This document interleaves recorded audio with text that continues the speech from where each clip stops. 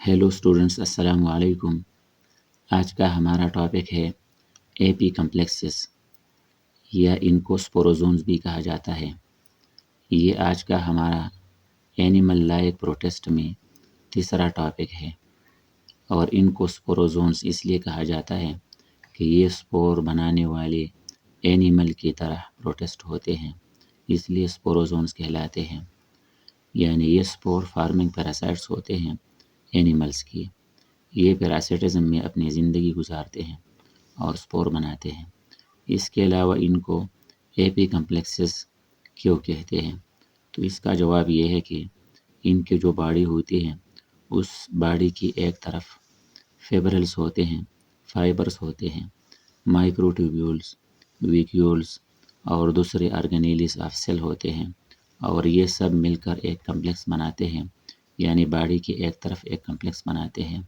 इसी वजह से इनको एपी कम्प्लेक्सेस कहते हैं और बॉडी की एक तरफ का मतलब एपेक्स, लिहाजा एपी कम्प्लेक्सेस बनाते हैं।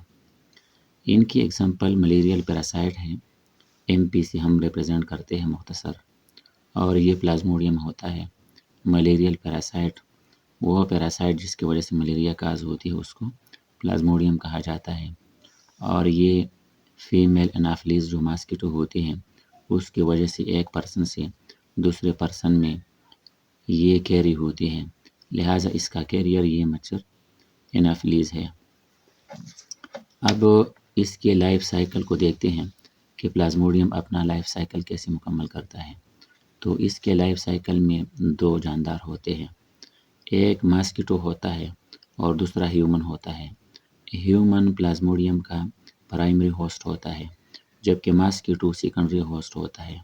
मॉस्किटो का काम यह होता है, जो फीमेल मॉस्किटो एनाफिलीज होता है उसका काम यह होता है कि ये एक पर्सन से इस प्लाज्मोडियम को उठा के दूसरे पर्सन में इंजेक्ट करता है, तो यही काम होता है इसका। लिहाजा जो वक्त इसके बॉडी के अंदर प्लाज्मोडियम गुजारता है तो इसी वजह से हम कहते हैं कि ये सेकेंडरी होस्ट होता है, अगरचे प्राइमरी होस्ट ह्यूमन ही होता है।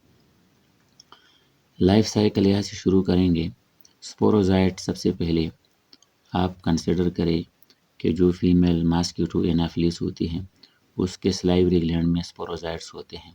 ये स्पोरोजाइट्स प्लाज्मोडियम के होते हैं और मॉस्किटो जैसे ही ह्यूमन में इंजेक्शन लगाता है तो उसी इंजेक्शन के दौरान या बाइट के दौरान ये स्पोरोजाइट्स मॉस्किटो के सलाइवरी ग्लैंड से ह्यूमन के ब्लड में आते हैं। ह्यूमन के ब्लड में डायरेक्टली ये लीवर में चले जाते हैं। अब यहाँ लीवर में ये स्पोरोजाइट्स शाइज़ोंट एक स्टेज में चले जाते हैं।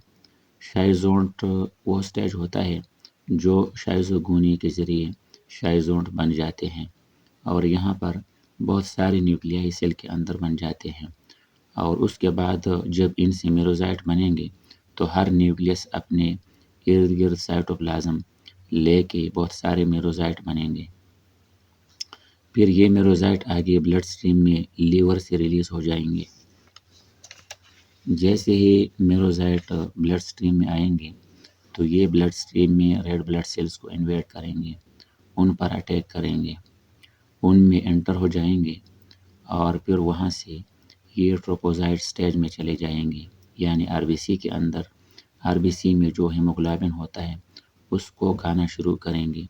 ट्रोपोजाइट स्टेज वो स्टेज होता है मेरोजाइट के बाद कि इस स्टेज में ये फीडिंग करेंगे और फीडिंग के बाद एक दोबारा शाइज़ोन का स्टेज आ जाएगा, दोबारा मल्टी न्यूक्लिएटेड का एक स्टेज, शाइज़ोगोनी का एक स्टेज आ जाएगा। शाइज़ोगोनी में शाइज़ोन्ट्स बनेंगे और फिर ये शाइज़ोन्ट्स एक शाइज़ोन्ट सेवरल मेरोजाइट्स में कन्वर्ट हो जाएगा। मेरोजाइट जैसे ही आरबीसी से रिलीज़ हो जाएंगे, यानी आरबीसी बर्स्ट होकर मेरोजाइट रिलीज़ हो जाएंगे, तो इसी दौरान मलेरियल पैरासाइट के जो सिम्टम्स होते हैं वो नमूदार हो जाएंगे, जिसमें चिल्स होता है, फीवर होता है वगैरह।